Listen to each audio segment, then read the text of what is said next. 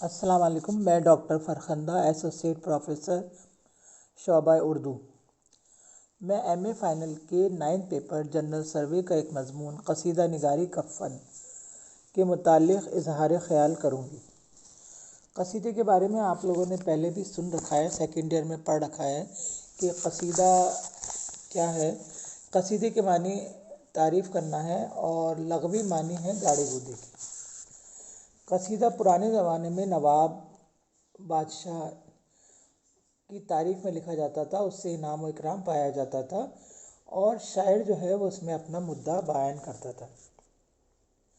اس کا ماضی بہت تابناک رہا ہے۔ سرزمین عرب پر جہاں قصیدے نے آنکھیں کھولیں، اس سے بہت کام لیے گئے۔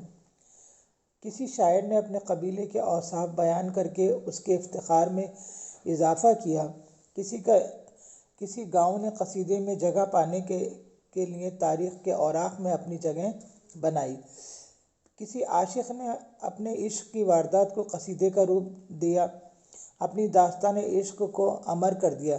شاعروں کے ذاتی تجربات اور احساسات اور مناظر فطرت، ملکی مسائل، وہ ساری چیزیں جو ہیں وہ عربی قصیدے میں موجود تھیں۔ ایران میں بھی قصیدہ بہت زیادہ عروج پایا، ایران میں بھی قصیدے نے بہت زیادہ عروج پایا۔ قصیدے کی تعریف مولانا حالی نے اس طرح کی ہے کہ قصیدہ دراصل وہ مسلسل نظم ہے جس کے پہلے شعر کے دونوں مصرے اور باقی تمام اشعار کے دوسرے مصرے ہم قافیہ اور ہم ردیف ہوں، لیکن ردیف کی پابندی ضروری نہیں۔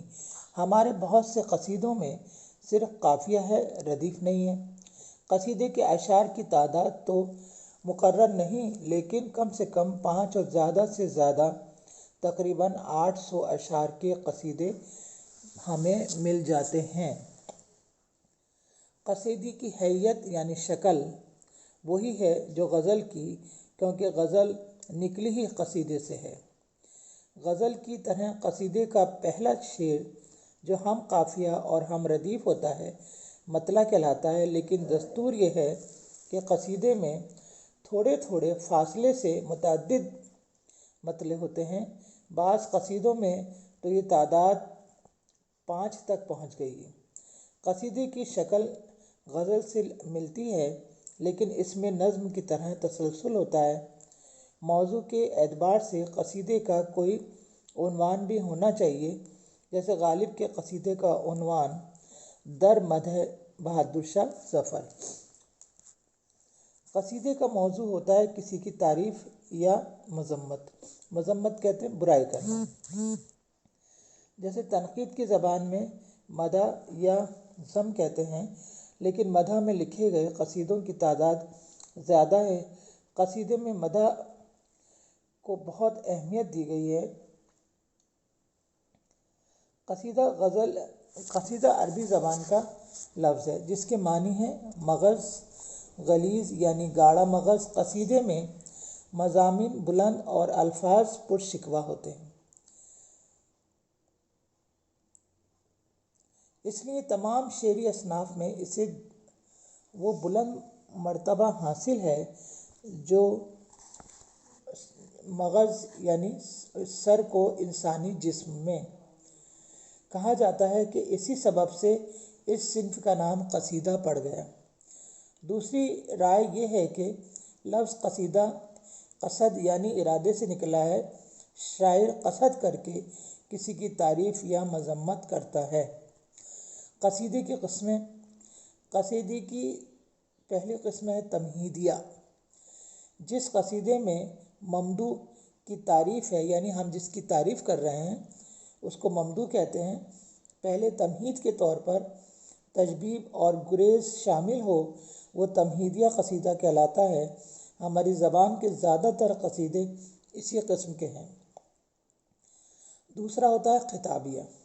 جس قصیدے میں تجبیب اور گریز نہیں ہوتے بلکہ ممدوح کی تعریف سے ہی قصیدے کا آغاز ہوتا ہے، وہ خطابیہ قصیدہ کہلاتا ہے۔ مثلاً عالمگیر ثانی کی مدح میں سودا کا قصیدہ ہے لیکن اس طرح کے قصیدے اردو میں کم ہیں۔ مضمون کے اعتبار سے قصیدے کو 4 قسموں میں تقسیم کیا جاتا ہے: مدحیہ، ہجویہ، واضحیہ اور بیانیہ۔ مدحیہ جس قصیدے میں کسی کی مدح یعنی تعریف کی جائے اور مدحیہ قصیدہ کہلاتا ہے۔ ہجویہ جس قصیدے میں کسی شخص کی برائی بیان کی گئی ہو یا زمانے کی خرابی کا گلہ ہو وہ ہجویہ قصیدہ کہلاتا ہے۔